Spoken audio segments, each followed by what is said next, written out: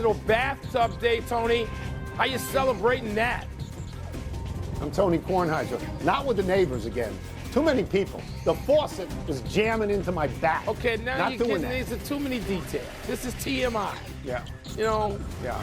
National You're Bathtub. not a bath person, right? No. You're not a bath person. And if you come You're to just my a shower. house and you take a bath, get out. You got too much time on your hands. Take a shower for 3 minutes. I'm like Saban. This is not a resort. Get out of here. There's no bath. I love Saban in that commercial, too. He's very good in that. He really is. Yeah, 255. I Yeah. know. Welcome to PTI, boys and girls. In today's episode, the Dodgers are one win away. Wilbon's Cubs are on the verge of elimination, and Jeff Saturday joins us for 5 good minutes. But we begin today with last night's NFL game in which Jacksonville. Result is these are the kind of plays that went 100% in Kansas City's favor last year. We know this because they were 11-0 in one-score games. The Chiefs That's won right. every game like this last year, which made them resented as a team to some people, not to me. But Tony, these games are so close across the league. There's just so little margin for error. The Jaguars are better. You know, we talked about this yesterday. I've been waiting for Trevor Lawrence to sort of creep ahead incrementally and get to the point where he looked like he did in college. We're not there yet, but maybe. And the Kansas City Chiefs are now finding out how everybody else lived over the past few years while they had all these plays work in their favor. I don't think it says anything grand. The Chiefs have plenty of time left to win more of these games than they lose. Do. And the Yes, Jaguars they do. have Yes, not sort of flexed to the point that they're in the clear. The Jaguars are not 14-3 yet. But I thought it was kind of cool the way they won that game and the way particularly Trevor Lawrence hung in there. Thank you for mentioning that you've waited for him since college. I have. Because I will tell you my first reaction having seen that play.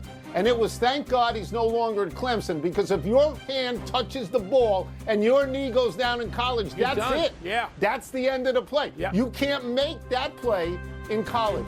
I think it was a big-time win for Jacksonville, maybe a big-time win for Trevor Lawrence as well. Jacksonville's now 4-1. Among the teams they've beaten are Kansas City, which has recently won a bunch of Super Bowls, and San Francisco, which has recently gotten to a Super Bowl, I believe. You know, they find themselves on top of the AFC standings. You know, they're tied with Buffalo and they're tied with Indianapolis. This is Jacksonville we're talking about. I mean, are they a playoff team? No, not necessarily. But right now, Mike, I'll tell you who's not a playoff team. Baltimore's not. I'll tell you Cincinnati's not. Miami's not. And these are teams that are often in the playoffs. So maybe this was the breakthrough game with Trevor Lawrence. At the end of the game, he threw a lot of very good passes. Maybe this coach is the coach who unlocks the door for Trevor Lawrence. Maybe, but it's too early. One thing we got to touch on. How did you feel about Chris Jones? Just sort of, that was a bad, it was a weird look for a player that great. I would say that he looked at the play in the same way I did, from a distance. Yeah, well, that was sort of what happened. But you're right about Kansas City. They should have won. They're up 14-0. They won 23 in a row up 14. Now yes, you do. Yeah. Good game. Let's move to baseball. And the Dodgers going up 2-0 on the Phils in that best-of-5 NLDS. The Dodgers pulled ahead with a 4-run seventh. The Phillies could have tied it in the ninth if not for two terrific infield outs by the Dodgers. First, that wheel play on a sac bunt, which got an out at third base. And second, a Freddie Freeman dig out at first. Tony, is this series more about what the Dodgers are doing or what the Phils are not? So I think it's the Dodgers. You know that I think that the Dodgers and the Phillies are in the highest echelon there is in baseball. I think it's more about what the Dodgers are doing than what the Phillies are not. The game was tied 0-0 into the seventh. Luzardo was pitching great. A couple of guys get on, and then all of a sudden it starts raining runs. And Will Smith gets a big hit, Shohei Ohtani gets a big hit, and it's 4-0. But the Phillies come back, Mike. They come back for reasons that are unclear to me. Dave Roberts puts in Blake Trinan to get 3 outs in the ninth. Yeah, my boy. 3 outs in the ninth of a 4-1 game. I've been to this movie with the Washington Nationals. Blake Trinan doesn't get anybody out. and suddenly 2 runs are in. It's a 4-3 game, and Castellanos is on second base. So they lay down a bunt because he's the tying run. They lay down a bunt to get him to third, and then you have this wheel play. Muncy rushes in, turns around, throws the ball to Mookie Betts, who puts on the tag. And Mike, you and I have kept a lot of score in our life at baseball games. I never wrote down 5-6 tag. I never wrote that down in my life.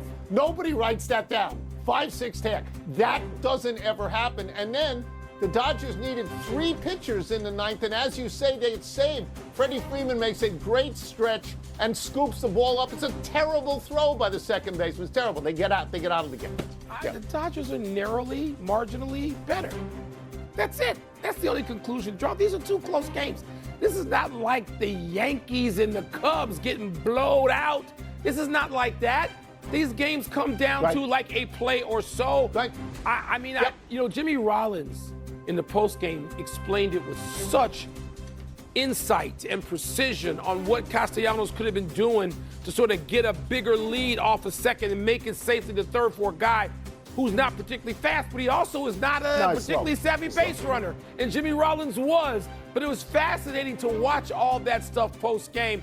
And Mookie was great, and the Dodgers are precise, and the Phillies aren't hitting out of the guys they need to get hits from. They might be able to do that once in Dodger land, though. They might be able to do that in Dodger Stadium. The top of the order.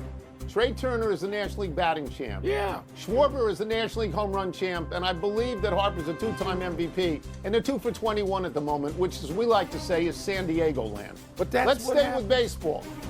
Stay with baseball. Deal with the agony of your Cubs. They took the lead in the top of the first on a 3-1 homer by Seiya Suzuki, but couldn't hold it for more than 2 outs. Then Milwaukee single, Milwaukee 3-run bomb by Andrew Vaughn.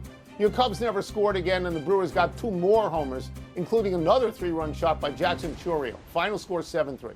Wilbon, the Cubs are going back to Wrigley down 2-0. Should Cubs fans still believe? I mean, we have to believe. But the Brewers are a better team. The Brewers at one stretch went 38-16 in July and August, and that is the stretch they use to win the division and separate themselves and give themselves a bye, and also prove to themselves when they walk out there like, no, we got this. That's how the Brewers feel. That's how they should feel. They earned that. Can the Cubs win a game at Wrigley? I don't know. I mean, the Cubs got off to a bad start when Craig Counsell said, I'm going to pitch Matthew Boyd on short rest. You know I support almost everything Craig Counsell's done all summer to get the Cubs to this position. But starting Matthew Boyd, who's like 34 years old, on short rest, that got the Cubs off to a bad start, and I don't know if we can recover. It doesn't look like we can recover. But, Tony, the Brewers are the better team. They feel like it. They played those games at home. Sure. They didn't care that the Cubs got off to that start. And by the way, the 2 teams were 7-7 in that ballpark, or against each other, 7-7, but 3-3 in that ballpark going into that game last night. So it's not like they held a big edge, but the edge they have is all they need. So you're my friend and I root for your team, but I watch these games and Milwaukee is a better team. Yep. The Cubs, let me give you some numbers that I know are painful. The Cubs have only 12 runs in 5 playoff games at the moment. They struck out 11 times last night. They've struck out 58 times in these 5 games. They only got 2 hits after that home run in the first inning. They only got 2 more hits. And meanwhile, Milwaukee has 16 runs in 2 games. So you'll excuse me, but it feels like a beatdown at this point. It is. I'm one of those people that, I revere the Phillies and the Dodgers. I think that's the heavyweight division, and that's because I've looked at Milwaukee in recent playoff years.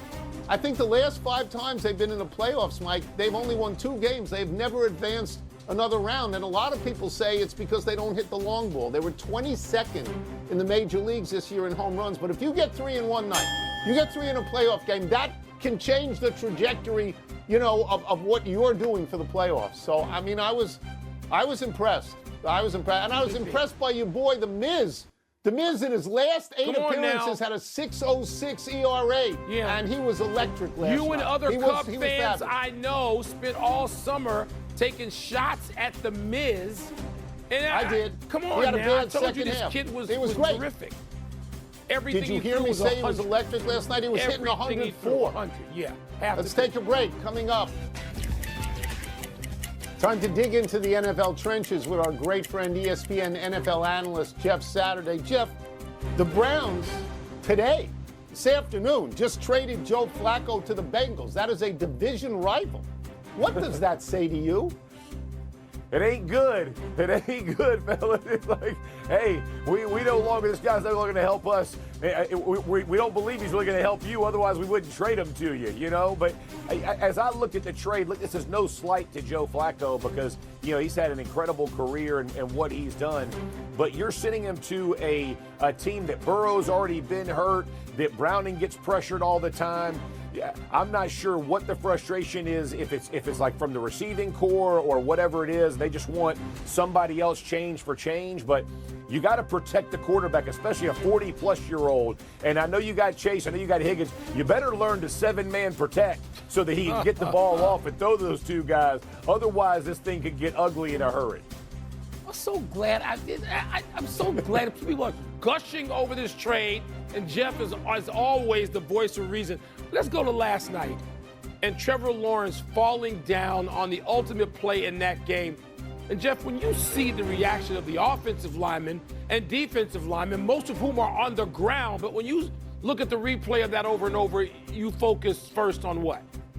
Oh, the finish between the left guard and the tackle. So if you see Lawrence fall down and then get up a bull rush, the tackle knocks him clearly down, which honestly opens up. They couldn't, but it's special because that was a massive win for the Jags, and to finish it that way is such a feather in the cap and such a confidence booster. A lot of respect for how they closed it out.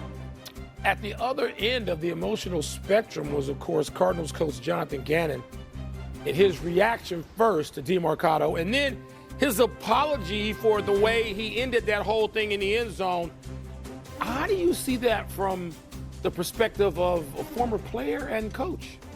Yeah, first, there's no place for it, right? Putting your hands on a player from a coach, right? You're the head coach. You're the ultimate authority on that team. So, you know, you go put your hands on a guy and the guy responds back, what's going to happen, right? Like, I mean, it could have gotten much worse than it did from DeMarcado. He handled it. You know, obviously it was frustrating and disappointing for him, but the way he handled the exchange between he and Gannon, he definitely handled it the right way by not doing anything back. But the issue for me is this, you'll see what it really meant if the guys really buy into the apology, because it felt authentic. Like what Gannon said, I thought felt authentic. I felt like I blew it.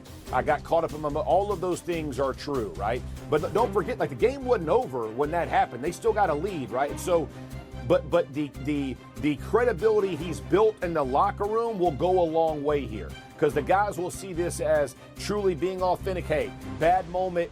This is not him. This is not him. He was out of character for him. He lost it in a moment. We've all done that in our life. We're going to get over it. And again, like from a player perspective, we do and say a lot of things on the sideline, right? And Dominique Foxworth said it best. On the sideline, there's no HR department, right? Like we said things to each other, to coaches, players that aren't kind. And what he did was not acceptable. You don't ever want to put your... But they can squash it. Those two can squash it, and the team as a whole. And that's hoping that's what I hope will come of this is, hey, he's built enough credibility in the locker room that guys accept the apology, accept that he knew he was wrong, and then move on. Let us get you out of here on this. Alabama has been getting the ball to a 370-pound offensive tackle, Caden Proctor. What is your review as a former lineman? I'm sure you're jealous. What is your review of his abilities? I'm so jealous, but I'm so happy simultaneously. Like, I love to see, the pass on the sideline a couple weeks ago. He's over there shaking bacon, tiptoeing the sideline. Now he's bowling people over. Like, there is nothing better than seeing a guy who works for a living. And yes, that's what we call ourselves in the trenches. Dudes who go to work for a living and get some shine and get the ball in his hands. I absolutely love it. No more respect for any coaching staff that'll put a cat like that and give him some payoff and some reward. It is a thing of beauty. As I like to say, it's glorious to watch for all involved, man.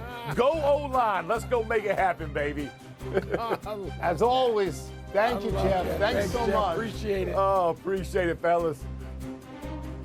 Let's take one last break, but coming up, could star Oklahoma quarterback John